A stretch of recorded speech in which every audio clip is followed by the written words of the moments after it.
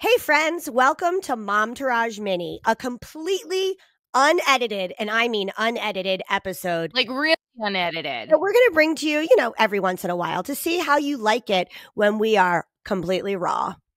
So for today's first try with Momtourage Minis, we have Arie Luyendyk from the Traitors on Peacock. Actually, you're doing great with this unedited thing. Thank you. I make me nervous. Why don't you?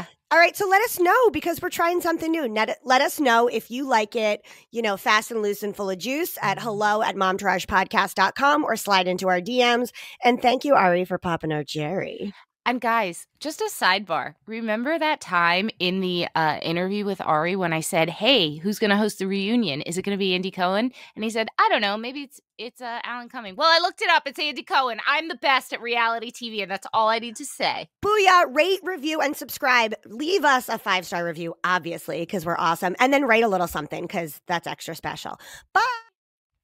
Today's guest is a husband and father of 3. Correct? It's 3 children. Correct. Yep. All right.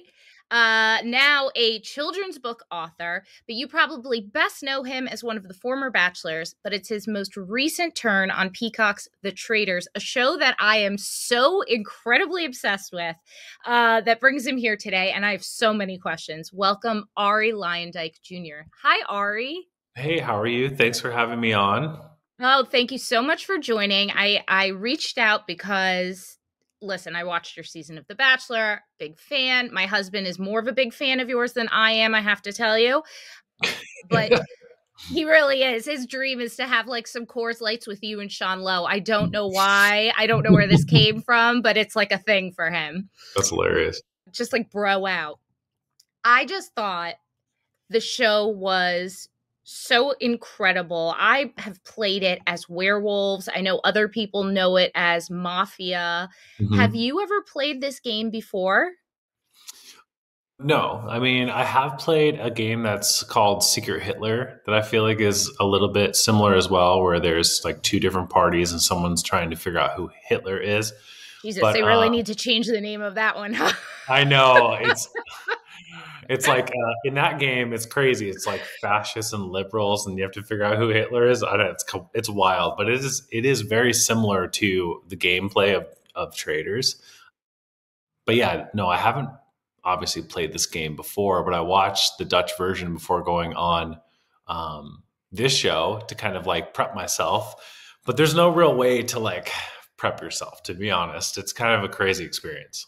So I consider myself a reality TV aficionado. Like if they taught it in college as an anthropological course, I would take it because I just find this like study of human beings fascinating. And I think the reason I was so obsessed with this show specifically is because it's not a game of skill. It's a game of, there's a little bit of skill, but it's more a game of luck and like riding out opportunities as they present themselves. It's so awesome. No other reality show does that. Yeah, they're really, like you said, there's a lot of luck involved unless you're on the traitor side of the equation. As a faithful, which, for those of you that haven't watched the show, 20 people show up to a castle. You all start out as faithfuls, and then 3 people, or 2 to 5, they say in the rules, but 3 people get selected as traitors, and then you have to uncover who these traitors are.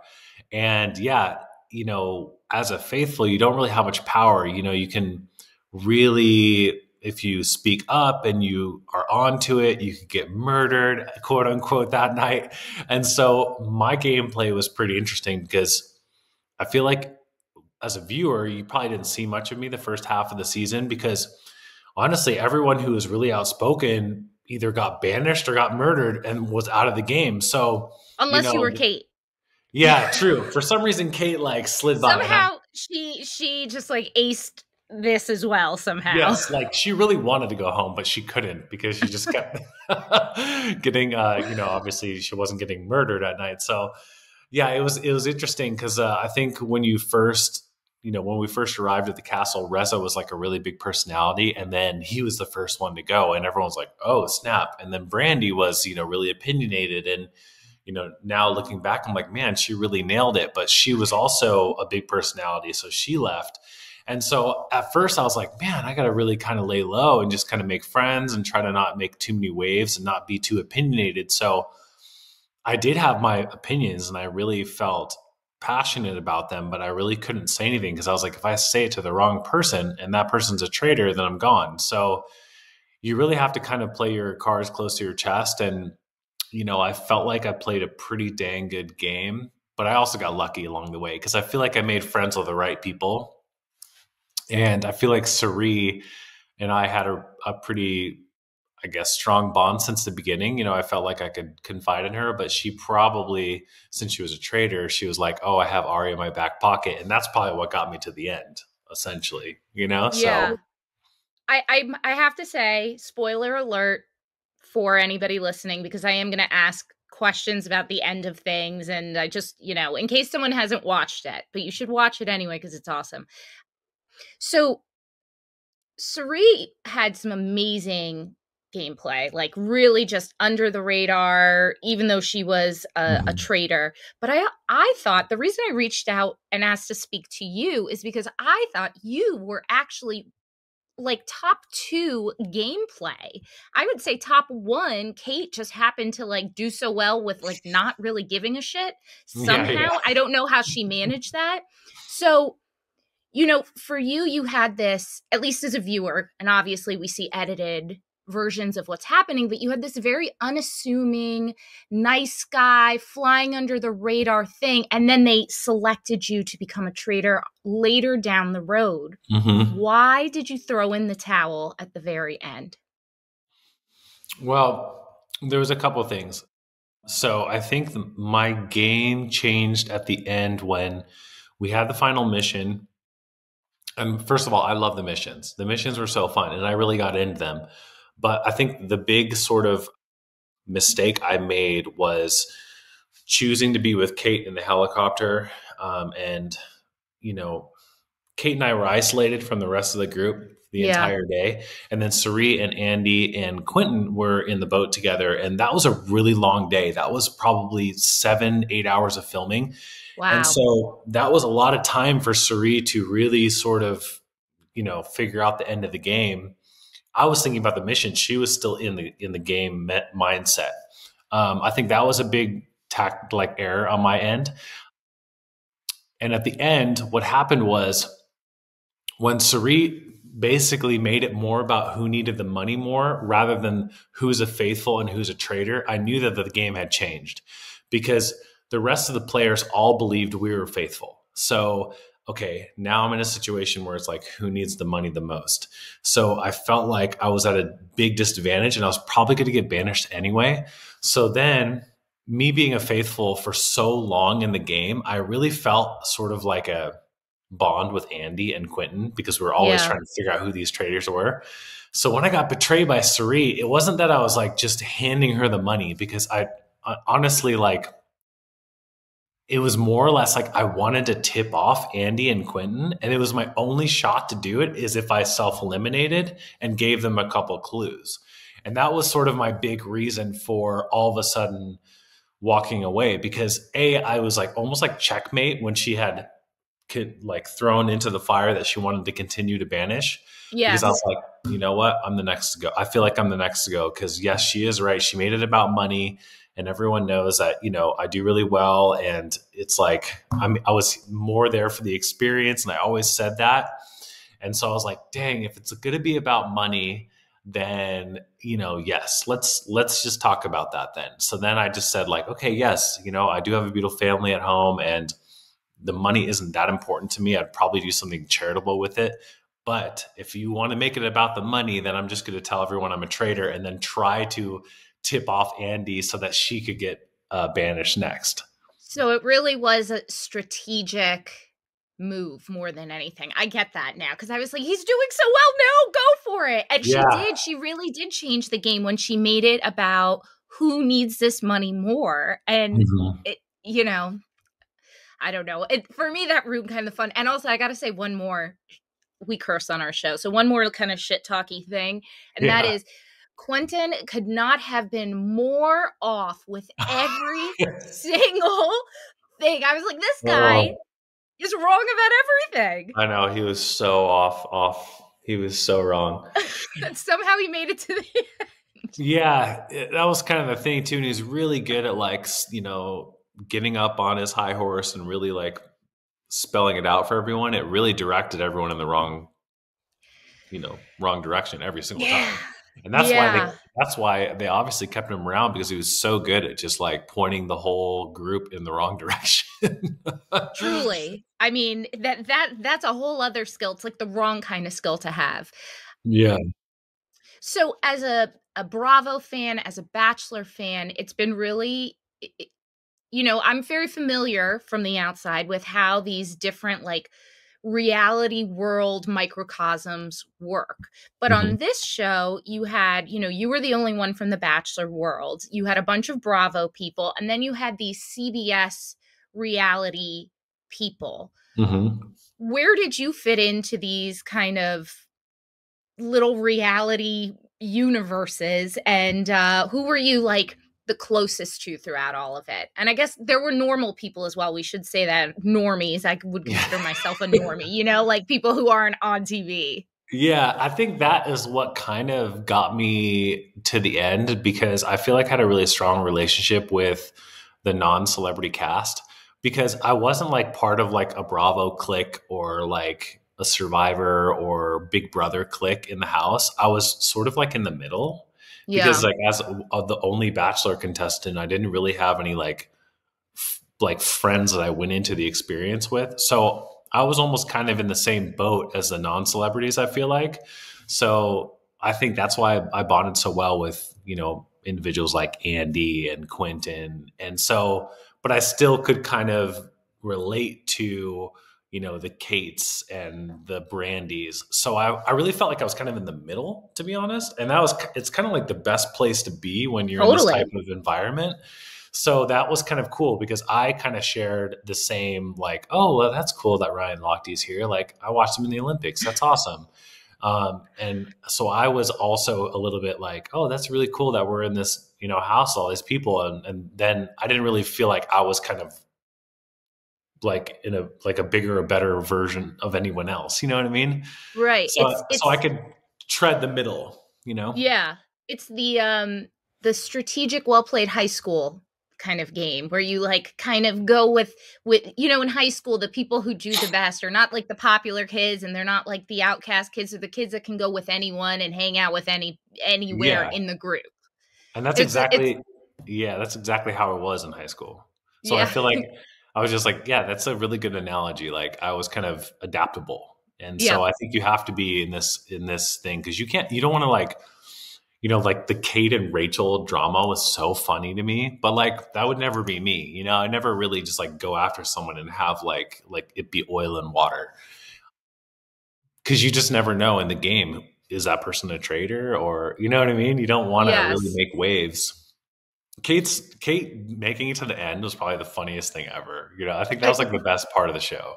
One of my favorite parts. I was just like, she can't leave if she wants to. Like, she cannot get out of this situation. And she, and towards the end, you could see she was starting to get back into the game, and with that last mission.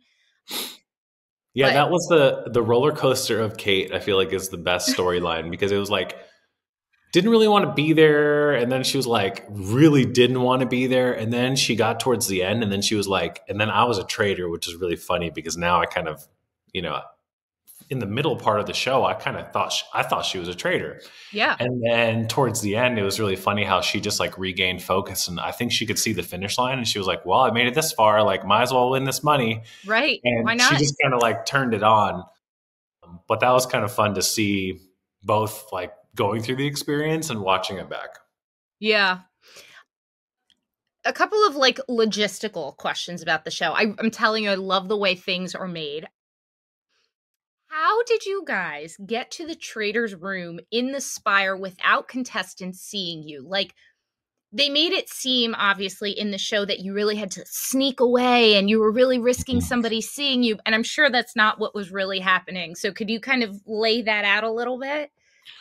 Yeah. So basically, once you were in your room, you were like sequestered to that room. You weren't allowed to leave. There was people making sure that you weren't leaving your room. All the windows were facing out a certain direction. So when you were a traitor, you were on the other side of the castle.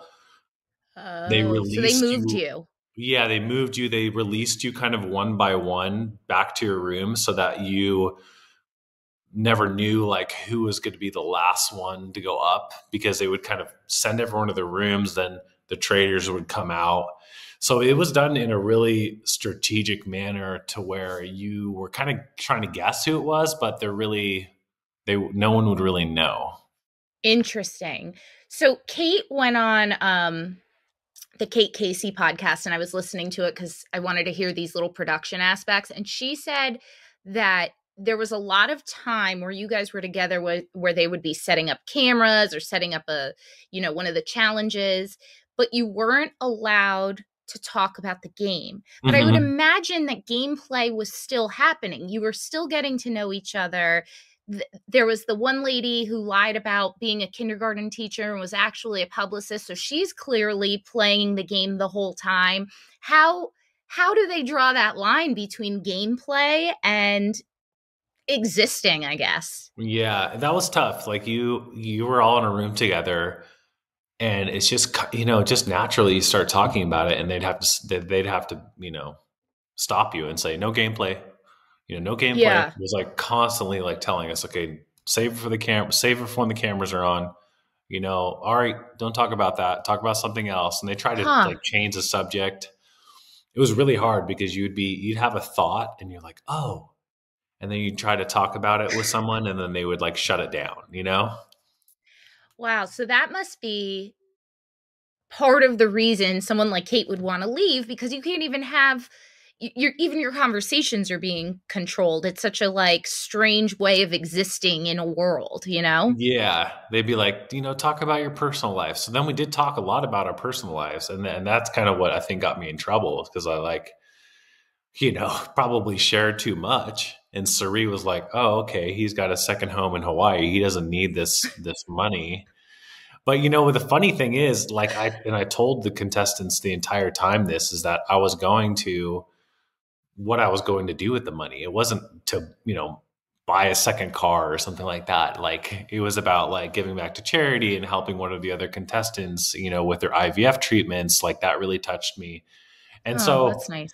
when she made it about money, I was like, like she knows what I'm going to spend this money on. So it's like clearly she's just throwing me under the bus here.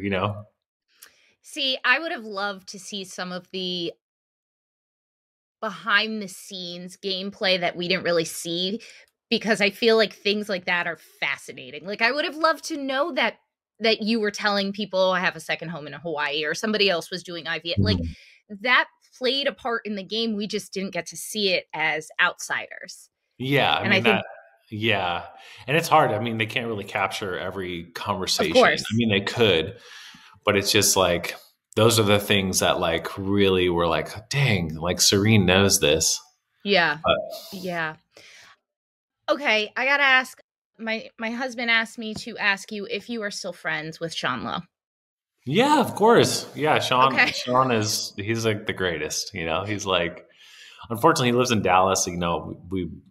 Our families are like, keep us super busy. So we don't hang out that much, but yeah, we still keep in touch every now and then. I think we're like forever connected. We were on Bachelorette together, so we rode that journey out together. And then obviously, very few people know what it's like to be the Yeah. Bachelor. So Yeah. It's not exactly a normal experience in yeah, life. exactly, exactly. So you just wrote a book called Baby Shelly Inside Mom's Belly. Tell us about Mhm. it. We're a mom podcast, so we love to hear these things. Tell us what inspired it and just how it came to be. Yeah. So a while back, before we had Alessi, we created an Instagram page, and it like caught a lot of slack. Like Call Her Daddy did a thing on it, and it was me basically pretending I was a lessee inside the womb and like talking about all the things that were going on inside of there, like in first person. And people thought that was like either like adorable or just kind of like funny and weird. And What so was your intention? Adorable or funny and weird? of course, adorable. I Okay. was, as new parents, you're on the internet and you're like figuring out like, Yeah. okay, what's the size of the baby? Okay, it's the size of this fruit, and this is what they're doing in there, and it's like so fascinating. I think you lose a little bit of that with your second and third because you kind of like are so enamored by what's happening with the development of the baby. So I did the Instagram page and it did well and it was really cool, but I thought like this would be a good book actually. So I took a few of the notes that I had written back then and I put them into like a book for more or less for like an older sibling to kind of learn what's happening inside mom's belly and kind of make it like fun and cute. So every month there's like a different fruit and you open a flap and the baby's doing something different in there and there's a cute little rhyme. And Oh, that's so cute. Yeah, thank you. So it's been cool. I mean, I wrote that book like 2, 3, 4 years ago, and finally it's like come to fruition. It's really cool to see the final copy.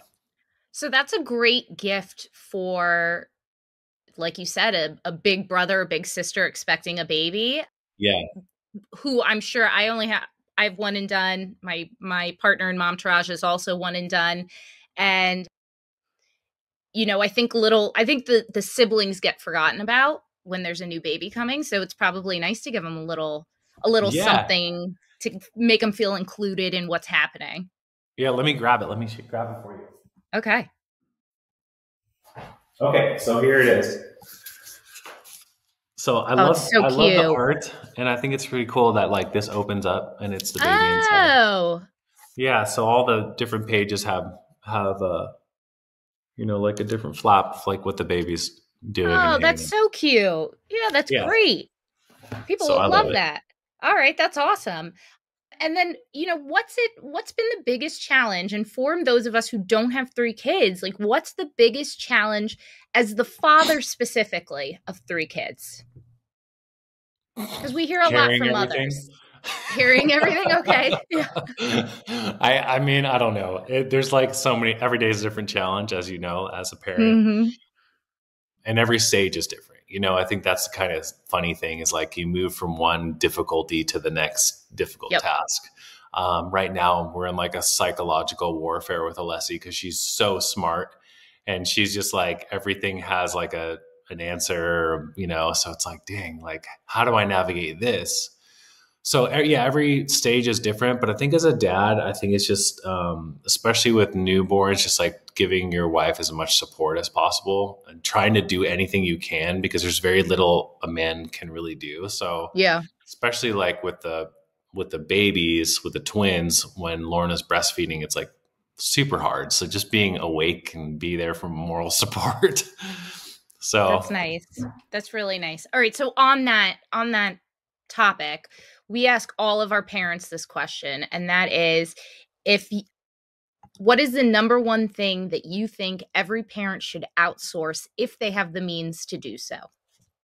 I would say don't be ashamed to ask for help, or to get help. I feel like there's a lot of mom shaming and parent shaming when it comes to hiring help to help you. But like ultimately, like night nurses. Yeah, night nurses or a nanny or, a babysitter. I mean, I feel like that is a thing. It's like there is no shame in that. If you need the help, take it because mental health is huge too. If you're in a good place mentally and you have the energy to be a better parent, and if that takes getting a little bit of help to do that, then do it. Definitely. I agree. Well, thank you. Oh, one more question. What should I do? Because I want to be on the show so badly. What could I do to make my odds better? Tell me what I should do. If there's an audition tape, should I like present myself as I need to be on the show, Arie. I need to play this game because it just seems so fun. And I want to see how I would do. Yeah, I think everyone on the show had something interesting in their backstory.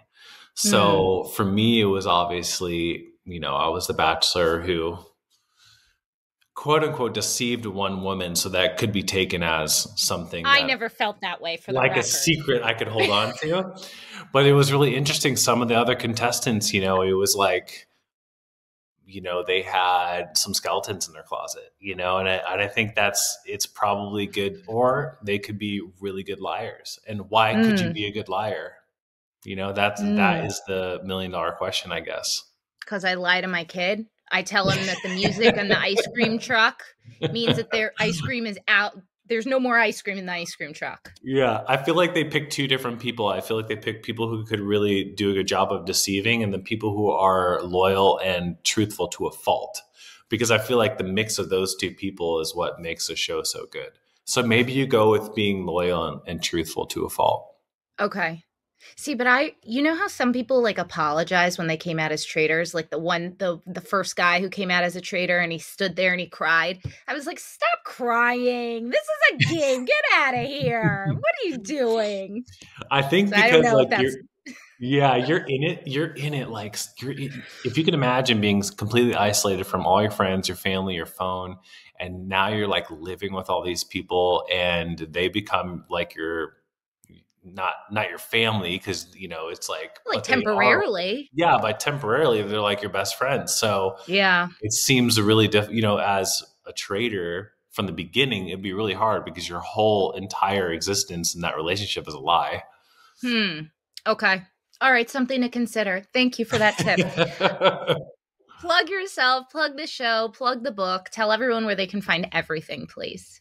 Yeah, so just head to my Instagram. You'll get more information on the book. My handle's at Arie Jr. And yeah, and that's about it. We're gonna do a reunion show. Apparently, it's being shot Oh, in a few weeks, so all the cast will come together, and I'm sure that'll be on Peacock in the few weeks to come oh, I love that. Where is it being filmed? LA? in New York.